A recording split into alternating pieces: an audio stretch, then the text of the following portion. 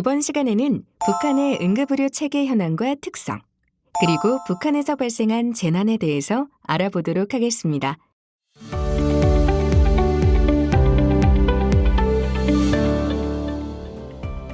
우리나라에서는 응급 환자가 발생하면 보통 119로 환자 발생 신고를 하게 됩니다. 그럼 구급차가 출동하고 구급차가 현장에 도착하기 전까지 전화 상담원에 의한 응급처치 요령의 지도가 진행되죠.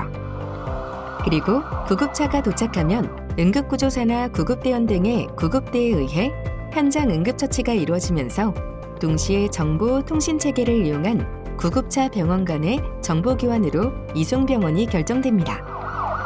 또한 현장에서 병원까지 이송 중에도 이송처치가 계속해서 이루어지고 병원에 도착하면 현장 처치를 검토하고 계속해서 응급처치를 하면서 진단을 위한 적절한 검사가 이루어집니다. 그런 후에 입원 치료 또는 응급수술이 결정되면서 치료하게 되는 것이죠.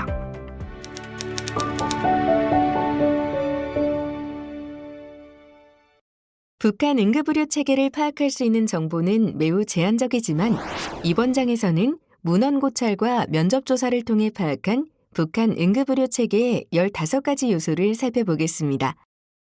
우선 전체 응급의료 관련 인력 규모는 파악할 수 없지만 환자를 병원으로 이송하기 위한 출동은 병원에 근무 중인 의사와 간호사가 담당하고 있고 구급소에는 전담의사가 있으나 근무 인원수는 병원 수준에 따라 다른 것으로 보입니다.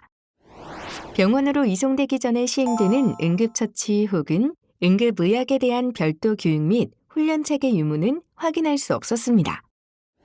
하지만 구급소 전담의사가 환자의 초기 진료 및 환자를 분류하고 해당 과의 협진을 요청하는 업무를 주로 담당하고 있습니다. 평양시 전화번호부에 따르면 구급의료, 소방대, 보안국의 번호를 확인할 수 있습니다.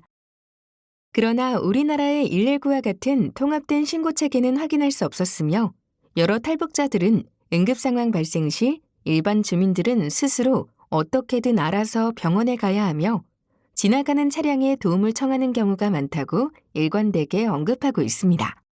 이송 중 응급처치와 관련해서는 처치 여부 및 처치 수준 등을 확인할 수 없었으며 탈북 의사들은 기름이 없어 구급차는 이용할 수 없고 구급가방을 이용한다고 진술했습니다. 환자가 병원으로 이송되기 전에 받을 수 있는 응급의료를 별도로 담당하는 기관은 확인할 수 없었습니다. 또한 북한의 진료소 이상의 병원급에 한국의 응급실에 해당하는 구급소가 설치되어 있다고 했지만 황해북도 도립병원에 구급과 전화번호가 따로 안내되어 있지 않은 것으로 보아 지역마다 상이할 가능성이 있습니다. 진료 수준은 병원의 수준에 따라 결정되는 것으로 보이며 병원의 진료 수준이 아닌 구급과의 진료 수준을 별도로 고려한 진술은 얻지 못했습니다. 그리고 중환자 발생 시 병원으로 이송할 수 있는 이송수단의 존재는 확인하지 못했습니다. 탈북 의사들은 병원에 중환자실이 운영되고 있으며 심근경색 환자에 대한 관상동맥 중재술은 평양의 일부 병원에서만 가능하다고 했습니다. 그리고 도단위 인민병원에서 내과를 담당했다고 밝힌 탈북 의사는 구급과 진료 과정에서 환자 혹은 보호자의 동의를 받는 절차 없이 응급시술 등을 시행했다고 진술했습니다. 북한은 원칙적으로 무상의료 시스템이며 포괄적인 보건의료 전달 체계를 가지고 있습니다. 그러나 1990년대 이후 경제난이 가중되면서 병원에도 겨울에 난방이 안 되고 식사가 제공되지 않아 의료기관 이용을 하지 않는다고 합니다. 원칙적으로 이용자의 요청 시 병원 간 이송이 가능하며 구급차를 이용할 수 있습니다. 다만 병원 간 이송 시 의사의 진료 의뢰서 등의 서류 외에 지역 간 이동 시에는 통행증 및 승인번호까지 구비해야 합니다. 병원으로의 이송을 위한 구급차 출동 시에도 환자에 대한 기록을 별도로 작성하는지 여부는 알 수 없었습니다. 하지만 병원으로 이송된 후 진료 시에는 의무 기록을 작성한다는 북한 이탈 주민의 진술도 있었으나 이것이 국가적으로 표준화되어 있는지 여부는 확인되지 않았습니다. 그리고 북한에서는 열린 세계 구급처치의 날 행사 등을 통해 일반인들에게 응급처치 교육을 시행한다고 했습니다. 또한 탈북 의사 중 진료소 출신 의사들은 진료소에서 일반인에 대한 보건교육을 시행했으며 약 20개 인민반을 담당했다고 했습니다. 보건교육 내용으로는 예전에는 일산화탄소 중독 시 응급처치 등을 교육했으며 최근에는 전염병 관련 교육이 주된 내용이었다고 합니다. 그리고 북한에는 6.24 총화라는 보건 부분 교시 총화가 있습니다. 총화위에서 1년에 2번 시행하는데 치료상의 오해나 뇌물, 진단서 남발 등 불법 행위를 적발하며 진료소 출신 탈북 의사들은 6.24 총화 당시 진료소 간 상호평가를 하는 경우도 있었다고 진술했습니다. 구국과 단위의 평가체계 등에 대해서는 알 수 없었습니다. 북한의 응급의료의 상호협조 체계를 구체적으로 확인할 수는 없었지만 원칙적으로 무상의료이므로 상호협조는 공식화되어 있지 않은 것으로 보입니다. 그리고 우리나라의 경찰청에 해당하는 북한 인민보안부에서 소방 및 지진관리 업무를 담당하고 있는데 북한 소방법에 따르면 인민보안소방대와 자위소방대로 나뉘며 이들의 업무에는 병원으로의 이송전 구급 업무는 포함되어 있지 않습니다.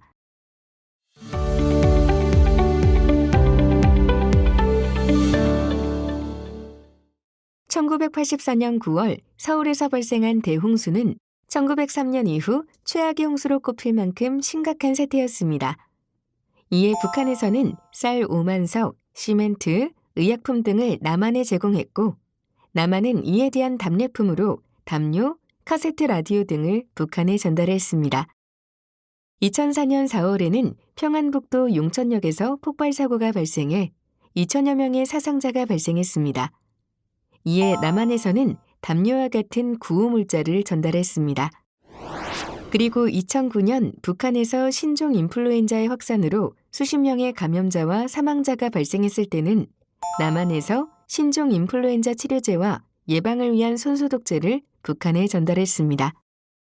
이처럼 남한과 북한은 큰 재난이 발생했을 때 서로 협력해가며 그 위기를 극복해 나갔으며 앞으로 남북 보건의료 협력 과정에서도 북한의 재난에 대해서 대비할 필요가 있습니다.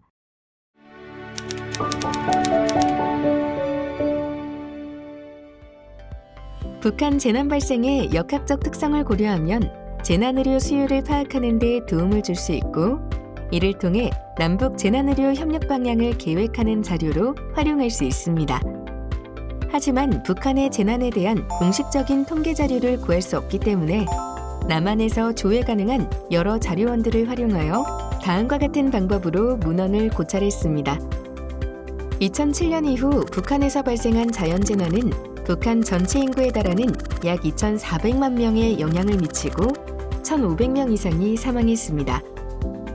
자연재난 중에서 풍수해로 인한 피해가 가장 크며 홍수로 인한 사망자가 2007년 250명, 2012년 447명, 2016년 552명으로 지난 10년 동안 북한에서 발생한 자연재난 중 재난의료 수요가 필요할 것으로 예상되는 경우는 모두 풍수해였습니다. 하지만 북한 내부에서는 재난을 해외에 알리는 것을 원하지 않으며 해외에 재난을 발표할 경우 피해액이나 인명피해 수를 축소하여 발표할 가능성을 고려했을 때 자료의 신뢰도는 매우 낮으며 보다 정확한 자료를 확보하는 것에도 한계가 있습니다. 기후변화로 인한 극심한 자연재해는 전 세계가 공통적으로 겪고 있는 문제입니다. 이러한 자연재해는 매년 점점 더 심각해질 것이며 이를 효과적으로 극복하기 위해서는 남북한이 함께 자연재해에 대응해 나가는 것이 필요합니다. 따라서 앞으로 기후변화에 따른 재난에 보다 효과적인 대응을 위해 남북한이 함께 협력할 수 있는 방안을 고민해야 할 필요가 있습니다.